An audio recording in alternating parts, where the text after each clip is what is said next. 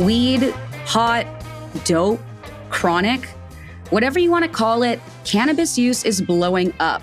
Legalization in Canada and in a number of US states has basically created a kind of cannabis renaissance. As tons of new cannabis products have rolled out, weed shops have popped up everywhere. And it feels like everyone's grandma and their dog are jumping on board the cannabis merry-go-round. I myself don't use it because I have ADHD and frankly, the whole thing seems intimidating. But even as a non-user, I notice that cannabis is often presented as a sort of miracle plant. It's rumored to solve everything from glaucoma to cancer, depression to opioid addiction. At the same time, it's making waves on the culinary front. From gummies to brownies to craft beer, it's hard to separate the facts from the quote-unquote clouds of smoke. But as more and more of these cannabis products hit the market, it's important that we're looking at their potency, their effects, and their overall safety. This episode is all about separating the myths from the plant. Coming up, we'll meet some experts from BCIT and a grower from Saltspring Island who are doing just that.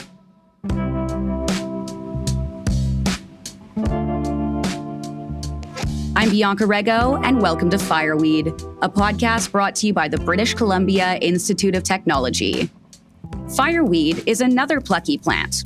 In fact, it's the first plant to grow back after a forest fire. On this show, we tap into one of the fireweed's best qualities, its resilience. Each episode, we explore stories of adaptation, and we talk to people who are changing their behavior, doing things differently, just to meet the future head on.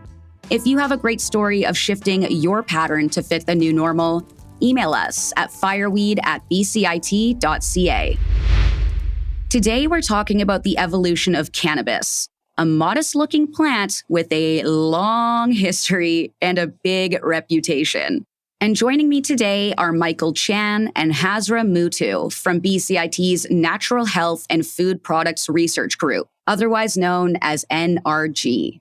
They helped develop the world's first official method for analyzing cannabis. We're going to find out more about that in just a minute. But first, for consumers of cannabis out there, or even just for people who are curious, I thought since I had these experts in the house, we should start with some basic definitions.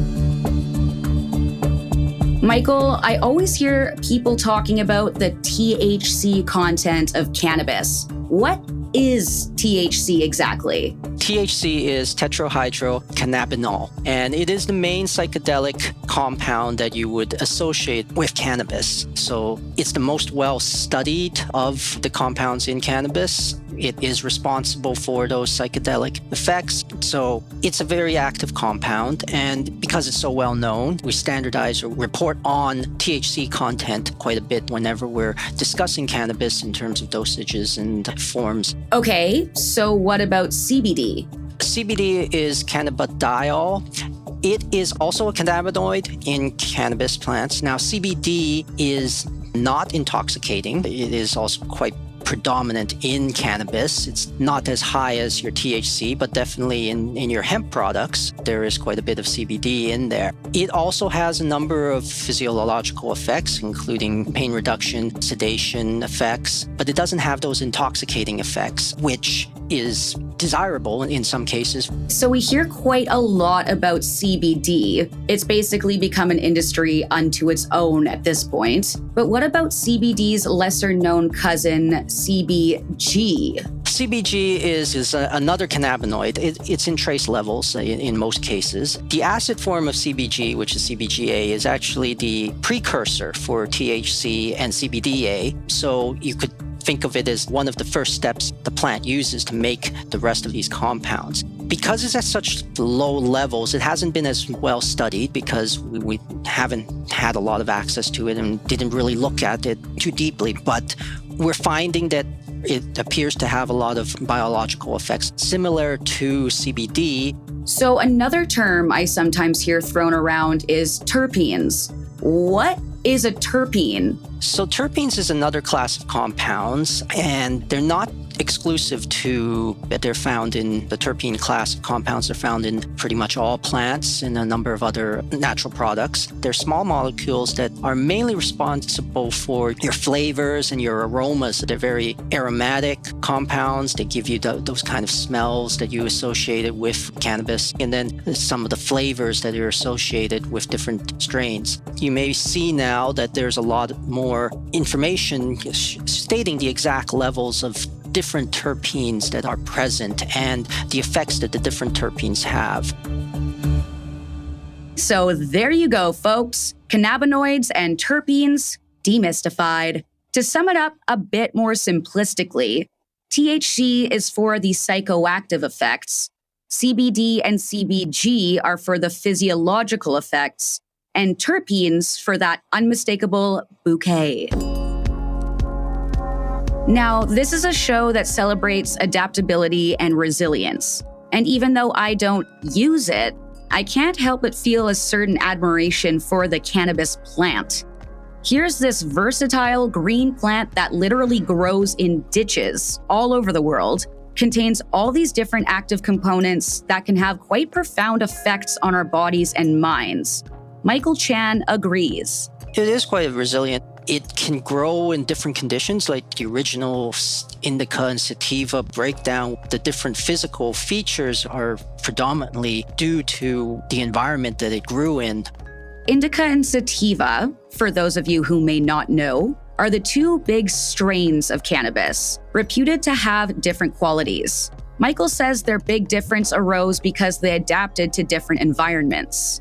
So you have the different types of leaves to just adapt to that kind of environment and allow it to grow, and was able to survive. And throughout the years, despite regulations preventing it, putting it as a controlled substance and all of that, it's still maintained. It is a resilient plant, but it's one that has beneficial uses, and therefore we recognize it and helped it along a bit as well. For the record, I myself have never helped a cannabis plant along, but I know plenty of people who have. And coming up later in the show, I'll speak to an expert grower who's made a living out of growing top-flight craft cannabis for this legal market. But first, I asked Michael what he thought was next for applied research in the cannabis industry. As we're looking at, we're finding a lot more information and getting a lot more ideas on what's in there, all the different chemicals in there, and the potential of these chemicals for using it. I do think there's a lot of growth for this industry. You're listening to Fireweed. My name is Bianca Rego, and you've just heard part of my conversation with Michael Chan of BCIT's Natural Health and Food Products Research Group, known as NRG. This applied research group looks at the things like product quality, process improvement, and human health. Using basic and applied science along with state-of-the-art technology, NRG offers applied research opportunities linked to graduate education, co-op placements, and industry projects. To learn more, check out bcit.ca/applied-research. And keep listening. Hazrah Moothoo works with Michael Chan at NRG. In fact, she's the one with the key to the presumably locked cabinet where they keep all of the cannabis products. I asked her to tell me a bit more about the lab and what they do there. We are a chemistry lab that's here to support the natural health and food product industry with challenges pertaining to testing, production and processing, regulatory affairs, aspects that fall under quality control. So we take on industry projects with companies, but also conduct grant-funded research to advance the knowledge base in these areas. The cannabis industry, at least in British Columbia, was something of a Wild West for a long time. Then medical use was legalized, so a few people got into growing it and experimenting with making edibles. But full legalization in Canada has meant that a number of players, big and small, have now gotten into the cannabis game commercially. Meanwhile, people like Hazrah and Michael are helping introduce scientifically valid standardization and more security for consumers when it comes to natural products like cannabis. One of our areas of expertise lies in the development of validated analytical methods. We target botanicals and foods where there's a public health concern, or if a plant is endangered, or if there's a sustainability issue. We also hold a Health Canada license to retain cannabis in our lab to support research projects, and I'm in charge of managing this cannabis inventory here. See, I told you she had the key to the cabinet. With respect to some of our cannabis projects, we have previously published a validated testing method to determine the concentration of cannabinoids in cannabis plant material, and most recently expanded on this method to be able to test food formats, edibles, that include THC and CBD, so gummies, cookies, chocolate, dried fruit chips. If someone wants to market a cannabis product, they can work with this lab to test it and make sure they understand its effects, its concentration, and so on. Our lab has participated in a lab proficiency program led by the U.S. National Institute of Standards and Technology, or NIST for short, where they've sent cannabis plant samples to various labs, and labs use their in-house methods to test for levels of CBD and THC. So NIST compiles the data and determines the accuracy of the results. I'm curious to know what your research tells us about how the different products measure up and how quickly they might affect people who try them. For products that are ingested, the effects felt would depend on how long it takes for the digestive process, so an hour or so. If you're using a spray or using a slow dissolving lozenge, the uptake will be faster through the mouth's salivary glands. Through inhalation, if you're an experienced smoker, you have good lung capacity, say, the speed and efficiency of absorption will be faster, say minutes. The challenge lies when you expect an immediate effect or a slow, gradual effect. It can be hard to regulate your dose if you're trying different methods of consumption. And of course, each person reacts differently to products. I don't know about you, but I'm feeling more knowledgeable already. And I think that's the really important thing here, is that people who decide to use cannabis have a way to know how much of it they're getting. That way they can make a responsible choice. Here's Hazrah again. In Canada, edible products are packaged as a single dose unit to contain 10 milligrams of THC. So chocolates are packaged as an individual square to contain 10 milligrams per square. Gummies, you might have 2 gummies in a pack to contain 5 milligrams of THC each. Or an 355 ml bottle of lemon iced tea contains 10 milligrams of THC total. It's about the consumer regulating how much THC they're getting into their body. It's easy to mythologize cannabis, but Hazrah just sees it as another natural food product with potentially beneficial effects. She says that other natural food products are also enjoying a kind of renaissance right now.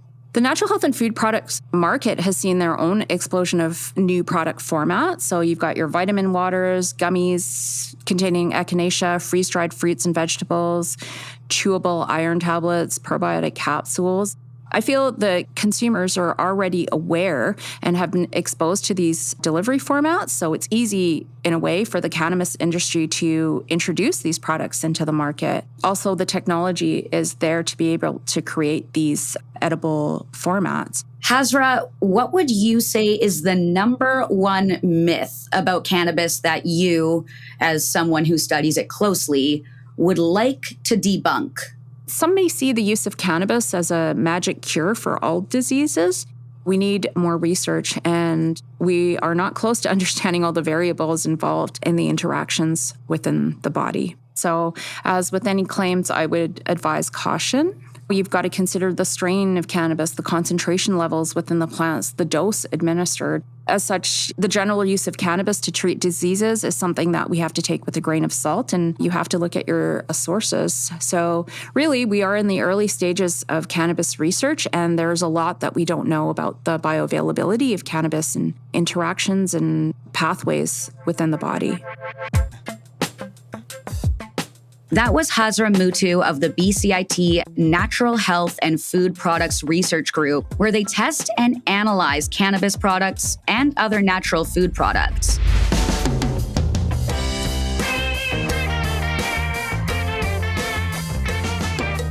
So we've looked at some of the properties of the cannabis plant by talking to some of the folks involved in creating the system that measures and standardizes various cannabis products. But remember, they study cannabis in a lab. I think with all this high-tech talk, it's easy to forget that cannabis is first and foremost a plant. And to grow it well, you need a serious green thumb. Farming anything is a tough gig, subject to wind, weather, and of course, in the case of cannabis, regulations. My next guest is from beautiful Saltspring Island off BC's west coast. My name's Joshua Beckett, and I'm the master grower at Magi Cannabis, and we're the only micro-cultivator on Saltspring Island. Is that a lot of responsibility? I created the license, and I'm the founder. So I take full responsibility. In many ways, the master grower is much like the master of a ship. If the ship sinks, they have to go down with it. That sounds a little bit grim. What I'm saying is that the master grower is ultimately the one responsible for the crops. Josh has seen a lot of changes in the cannabis market over his lifetime. From local hippie growers with a few plants in the backfield, to licensed medical marijuana systems, to decriminalized personal use, to our current legal recreational use market. I asked him to walk me through this evolution as a grower. I'm actually a second generation grower. My mom has always done cannabis outdoor. And so I was always in the culture, and Salt Spring has a really long history relationship with it. So it's always been around. And we were doing medical cannabis, started out actually for my grandmother. She had Parkinson's. We were producing a little bit of cannabis for her to help with that. For the record, the Parkinson's Foundation notes that while cannabis is currently being tested for Parkinson's treatment, there isn't conclusive scientific evidence that marijuana is beneficial in Parkinson's disease. But anecdotally, Josh thinks it helped his grandma. It was really the only thing that could work since she had adverse reactions to L-Dopa, which is the synthetic dopamine that they give to Parkinson's. So we did that, and then I took on a whole bunch of cancer patients for their palliative care and started growing for them. And then I started writing applications for companies that wanted to get into the legal cannabis game. And so I was aware of the transition to a recreational market pretty early on, like in 2014, 2015. I had been growing legally through the medical program since 2009. So I went through my security clearance, which is a very long process. It takes often 6 months to 2 years to go through. So I already had that in place before 2018 when the microcultivation licenses were offered for the first time. There's over 300 microcultivators in Canada right now. So it was a natural fit for me to go for a microcultivation license. I asked Josh to explain a bit about the various regulations and systems governing cannabis production and the sale in British Columbia right now. I was just curious to hear from a small grower explain how it all works. There's two different regulatory systems that are at play there. One is the ACMPR personal use or designate program, and there's no guidelines on how it's produced or what's in it. And a lot of government bodies, police will tell you that a lot of the diversion into the illicit market comes from, it could be completely unlicensed or it could be medically licensed, but there's no standards of cultivation, so there could be pesticides and so on. And the other is a licensed producer, which I am one of. Legal recreational cannabis is tested for everything. It's probably the most tested agricultural product in Canada. But on the other side, some people say that recreational cannabis can be fairly dry and isn't as good quality. And that's changing. I've noticed that there's really good quality cannabis available through the stores now. And that's a big change from even last year. And the consumers are getting more educated. I'm just wondering, how would you say cannabis compares to other commercially available recreational substances? Cannabis is very much like wine, isn't it? In wine, they talk about the terroir, And I would say in cannabis, an easier way to say would be the style. So what is the style? Like a Saltspring style? That would be, we're using virgin coir. In case you're wondering, coir is the coconut husks that some growers use as a growing medium. We don't reuse it, a single batch, and we flush with clean water for quite a while before we harvest. And then we whole plant dry in a cool room for a long time, 2 weeks. And then we hand trim everything that we sell. So it has that craft style. A lot of the small micros are doing that, at least the quality ones. And that's what we would talk about when we talk about craft. You hear that word a lot, like craft. What does it mean? Those are sort of the things that go into a craft product. So when you're comparing it to alcohol, are there any negatives that are comparable? Absolutely, yes. Yeah, the negatives stem from addiction and from overuse, and from unintentional overuse of cannabis happens all the time. And it results in what's typically described as anxiety or dysphoria. It's very important to understand dosage. And often people don't really understand their tolerance, especially with edibles. Where do you see cannabis's role in society over the next decade, considering the stigma wears off and becomes more normalized? I think our society is getting more and more interested in health, and we want to reduce our reliance on alcohol. And I think cannabis has an important part to play in that. So that's one thing. I also think that cannabis naturally encourages environmentalism, because I find that cannabis, it brings people closer to nature. So with that in mind, what's on the horizon, if you could look in the crystal ball? Well, we're seeing psilocybin mushrooms come up. Is that going to play in with cannabis? Are they going to use the same rules? And just generally the rise of psychedelics. And I think that cannabis has paved the way for that in society. That's another trend, I think, to look out for. And we're in the middle of a fentanyl crisis. So right there, that's an important distinction to make. And especially the legal cannabis, it's the safest substance. It has far less pesticides than organic food. In fact, I can't even use organic molasses to feed my plants with, because that molasses has pesticides that could be picked up in the cannabis. That's the level to which I'm tested. 1/1,000,000th of a part. Wow. I want to thank my fantastic guests today. That was Josh Beckett at Magi Cannabis. You can hit them up on Twitter or on Instagram. I also want to thank Michael Chan and Hazrah Moothoo from BCIT's Natural Health and Food Products Research Group, known as NRG. If you enjoyed what you heard today, I hope you'll check out the rest of the episodes of Fireweed and share us with your friends. Help us spread the word about some of the incredible adaptation, ingenuity, and resourcefulness we have in this region and beyond. Do you have thoughts on this episode or a story to share? Email us at fireweed@bcit.ca or DM us on Instagram at life@bcit with your tales of resilience. Thank you for listening to Fireweed. I'm Bianca Rego, and I'll see you all next episode when we're talking about sustainable flight.